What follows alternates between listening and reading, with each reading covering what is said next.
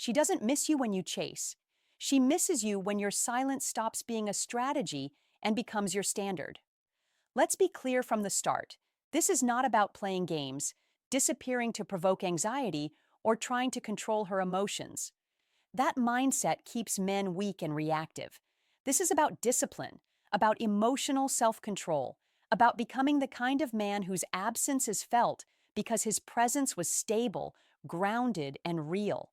When you stop chasing, something interesting happens. You don't create panic, you create space. And in that space, reality gets loud, not for you, but for her.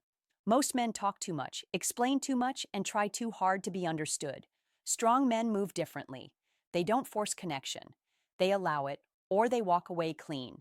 In this video, I'll break down the real psychological timeline of when a woman starts missing you for real, not out of ego or fear, but because you chose peace, structure, and self-respect. If you're done begging and ready to move like a calm, solid man, stay with me. At the beginning, she feels in control, not cruel, confident. She believes she understands the pattern. You'll text, you'll explain, you'll try to fix things. That's what usually happens. That's what has always happened. So when you go quiet, her first reaction isn't pain, it's certainty.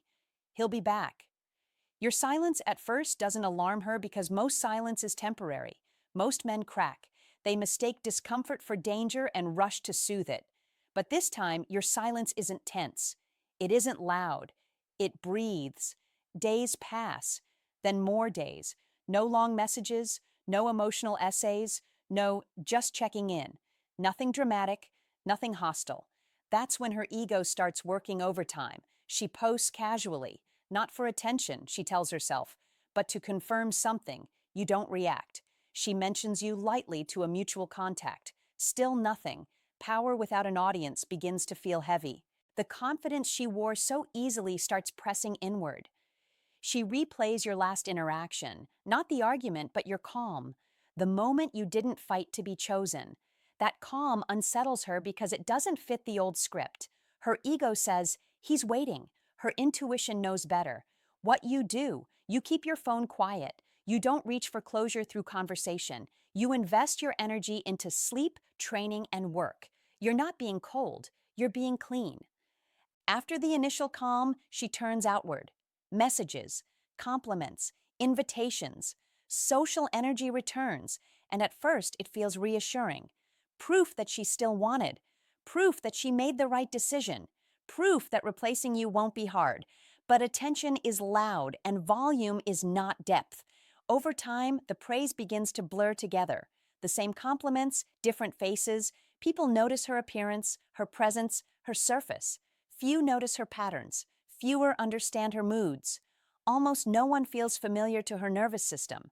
That's when the contrast quietly forms. With you, conversation didn't feel like performance. You didn't just respond, you recognized. You noticed the joke under the joke. You sensed when she needed space instead of advice. That kind of attunement is rare, and it's not easily replaced. The more she's admired from a distance, the more she becomes aware of what's missing underneath. Being wanted feels good. Being understood feels safe, and safety lingers longer than excitement. She doesn't consciously think, I miss him.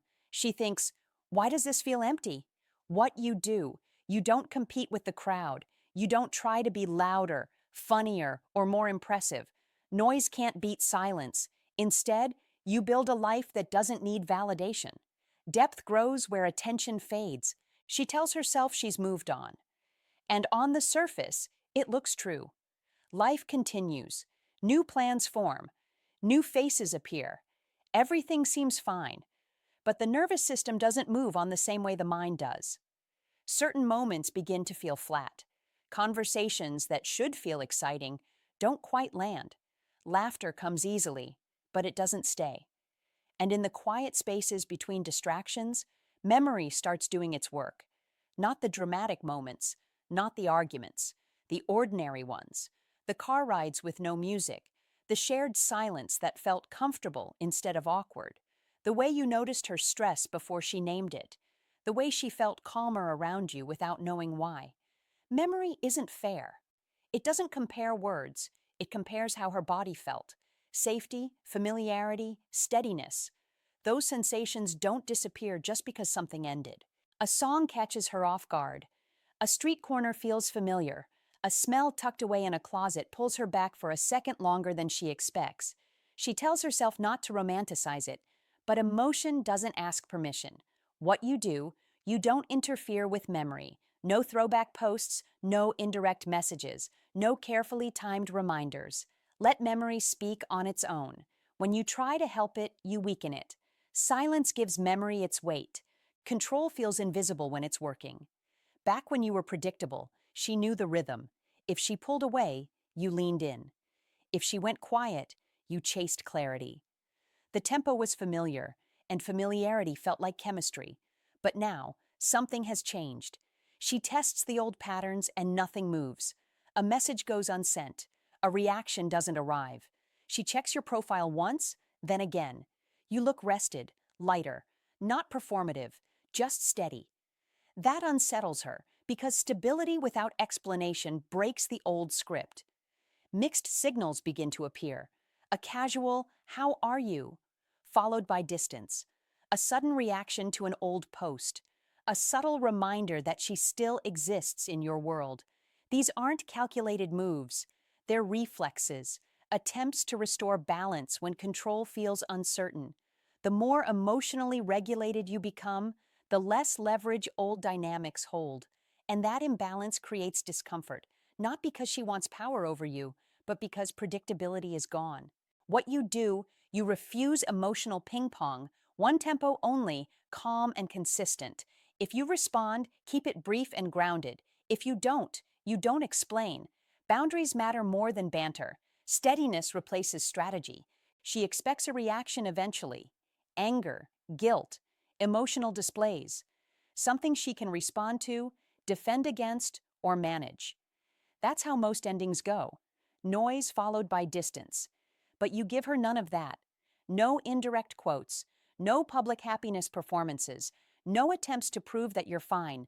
You don't erase her, and you don't cling to her. You simply release the attachment and continue forward. That's what makes it unsettling. Clean detachment removes the game entirely. There's nothing to argue with, nothing to repair, nothing to reject. You're not trying to win, you're choosing peace. And peace, when it's genuine, signals strength. Most men detach loudly. They announce it. They advertise their healing. You don't. Your life speaks quietly through consistency, through routine, through the absence of emotional chaos. That's when respect starts to surface. Not admiration, not regret, respect. Because restraint is rare, and emotional maturity is easy to recognize once it's gone. What you do, if you owe an apology, offer it once and cleanly. If you don't, say nothing. Improve your habits. Replace rumination with structure. Let your calendar do the work your emotions used to do. Eventually, the noise fades. The constant plans slow down. The messages become fewer. The excitement of distraction wears thin.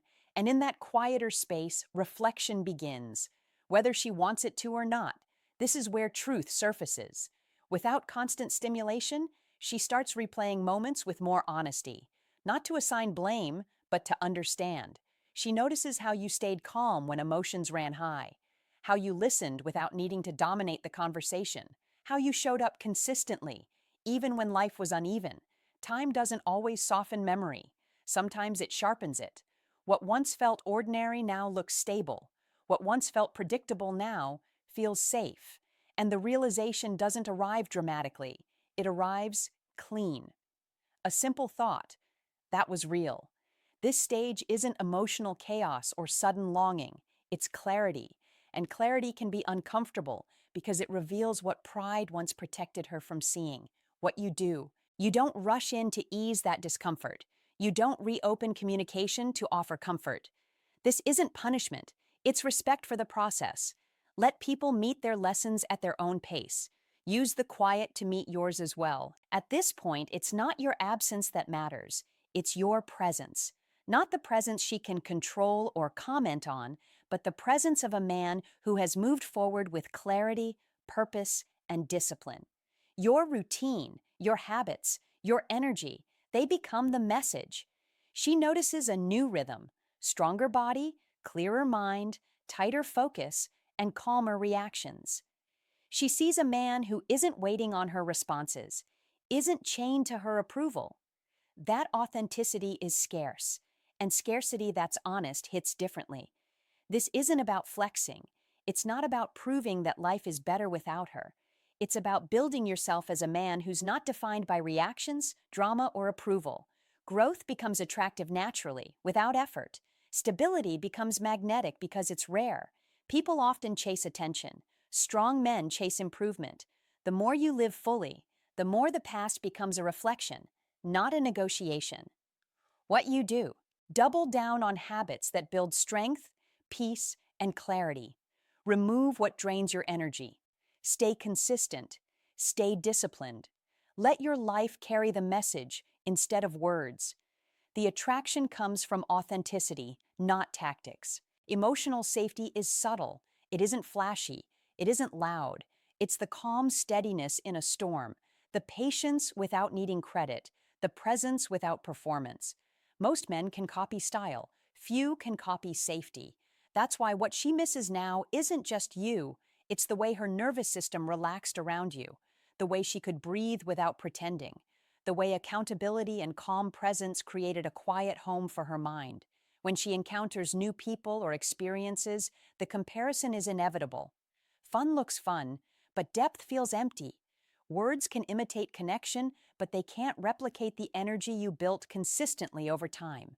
Safety once earned can't be faked, and that's what creates real longing.